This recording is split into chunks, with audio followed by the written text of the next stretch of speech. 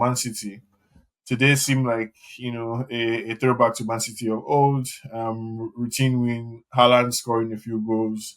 Dr. Toves, Man City, they're the team that you guys are really concerned about, right? Like they're the nightmare, Yes, like the nightmare on Emirates Street. that's a good one. Yes. No, I'm happy that Pep won. No, I'm lying. I was Of course you're hoping lying. for a draw.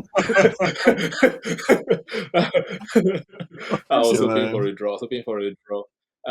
When Bournemouth equalized, I think I was like, okay, maybe this is how the game is going to go. It's going to be a glass balls, and then Hmm. Haaland decided to strike again. And no, it's nice. And I'm also, on the other hand, excited that most of the goals is coming through Haaland, which means when Haaland gets his usual, I know he's going to win the Golden Boot because obviously he's scoring two goals. There's no way you can, like, if he keeps scoring two goals, two goals, two goals, he'll probably get the Golden Boot. It's already 11 goals. Everyone else is like on six, on five, So he might still get his Golden Boot, individual trophies, but it's if there is no Haaland, there is not a lot of goals in that Man City team. So that's still a copium for me right now. So I'm not too worried about Manchester City unless other people start scoring, like then Foden start scoring and then Mamouche and Sheki, then I might be concerned. But for now, they should keep winning. It's cute. It's cute when they win. I'm enjoying my 6 points lead for now. Until we drop points, then I'll be concerned. But for now, why should I be worried? I mean, Mount Everest, I'm not concerned about Ulumorok, Right. basically. I mean, David, Haaland is for all David is like his sea chest. for all his freakishness, right? Haaland is still only, I think, less than 25 years old. Yeah, yeah. So when we're talking about like injuries, right? It's like he's still at his peak elasticity, durability. Haaland is ready to wake up every single day and continue to terrorize the league. And then behind him, you have Doku, who is lucky, to be playing with one of the best managers that the game has ever seen.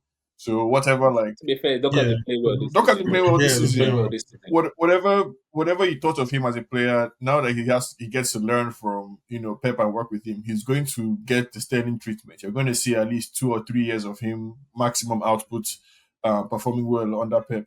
And then you have what he's trying to figure out behind them with Foden, and they tried this Gonzalez guy today, Ruben Diaz, Guardiola, this O'Reilly and Marcus Nunes at the back. O'Reilly is they doing have a running. they have a squad. What do you think Pep can really achieve this season, right? If they by some miracle they're second, right? If they by some miracle give these pretenders a They run for their run. money, what are we to make of Pep? Well, I mean, aside from the bleep last season, everyone always, hails the comeback that Man City does every time. I mean, they've done that time and time again. The first half of the season, they just maintain the pace.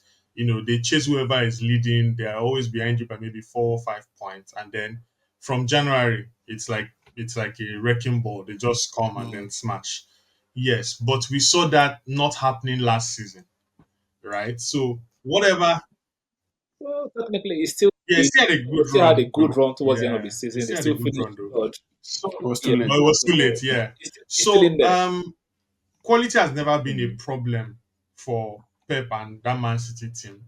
Yes, maybe he caught up with them at some point last season, but even those players were still quality players. Some of them have moved to other places and they're doing well. So it's not a Hmm. lack of squad depth. It's not a lack of quality.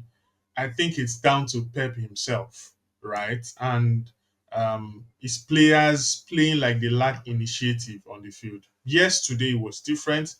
I think Ryan Cherky coming back from injury, that guy is, like Helps yeah, them, yeah. it really helps them. Yeah, It would but at still least be down to Pep at the end of the day, right? Other managers are waking up, like something you pointed out last week. There are some young managers with some other teams who are doing well, and I was disappointed that Iraola didn't do what he did last season again. Today I'm not sure. Hmm. Pep got more than a draw, against Bournemouth last season, and I think the only time they beat Bournemouth was in the cup, right? It was in a cup competition. Beat Yeah. Bournemouth. mm, In the league, it was yeah. the other way around. So so there are those young guys who are catching up, and he has not been up to his game. And I would say that for free. And I still see them stumbling occasionally before this season ends. Right. Okay. I still feel they will stumble. Whether the teams around them will now pounce and take advantage, I don't know, but they will still stumble. Relying on one person, I mean, he's a goal machine. Let's not get it twisted. He's a goal machine. Any team he goes, any team they will rely Yeah. on someone like Haaland, right? But what happens when Haaland doesn't deliver? Yeah, maybe now that Shek is back, No, but like why does Man City? I think for me the challenge I'm having is why does Man City have to plan for such a situation, right? the Like kind of why do they quality have they to? have, Of course, right? if Haaland isn't Yeah, there, they have quality that should naturally just step in, and get the job done. no, not naturally. Like nobody can step in for Haaland, right? And so there's no planning for what if Haaland is not there because Haaland is Haaland. There's no you cannot have somebody else who can step in for Haaland While on the Haaland bench is because if there. that person could do what Haaland could do, then that person is Yeah. Haaland, right? You've But that's why they signed Mamouche though. Mamouche was scored like 20 goals in his league before he came yeah, to the Premier League, yeah. and he was also scoring. He scored some goals last season. I know this season is not yet clicked Oh no, he's with just the back team, but from that's the reason injury. why he's there. He's just Obviously, you back said from Haaland is injury. Haaland. Yeah. I think he Yeah. missed. He was injured Oh, that's too. true. Yeah. No, you say Haaland is Haaland because even the goals he scored today, like a lot of strikers will not finish. Like they don't have that finish Yeah. in them. But at the same time, it's still the same City that won the league with no striker Exactly. Right. not so long ago, like 2, 3 seasons ago. So why are people saying like surely they should be able to do it again? It's still No, the no, same no, no. coach, But like right? the, It's the still point that David made that I agree with is that like you had players like that got older, like De Bruyne, right? Like their midfielders. What's the guy's name? yeah, but Foden was instrumental in Trouble. their treble season and the 4 seasons in a Yeah, row, right? yeah. It's still the same Foden there.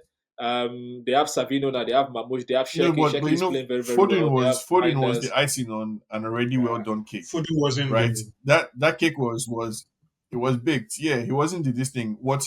I think what Pep is chasing, which is what me as a United fan, right, I'm scared of, right? The only legacy that is remaining is the Alex Ferguson legacy of being able to recycle different generations of the same team. So you bring some kids up, you bring them from kids to adults, you dominate the league with them. Those ones retire. You start again yeah. with a new crop of youngins, and you teach them again. So only Fergie has, and as a Wenger in the second time around, that's when Troops and Don Robbie and all these Arsenal guys he wanted to kill him. He didn't get to as a Wenger didn't really get to do that whole double recycling. He did it once with the Thierry and all those guys and brought them and played well.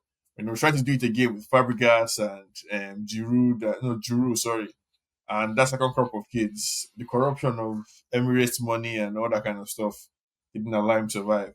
You put Um, corruption in there. Okay. no, It's it's part of corruption it now. now. He Oh, okay. started chasing profits. You put corruption in there. But that's a legacy that I Mm. think Pep might be chasing now. And I think I take some solace in the fact that maybe he wouldn't be able to achieve it for a few years, and hopefully, because I don't think he's able to adjust to the idea of not winning.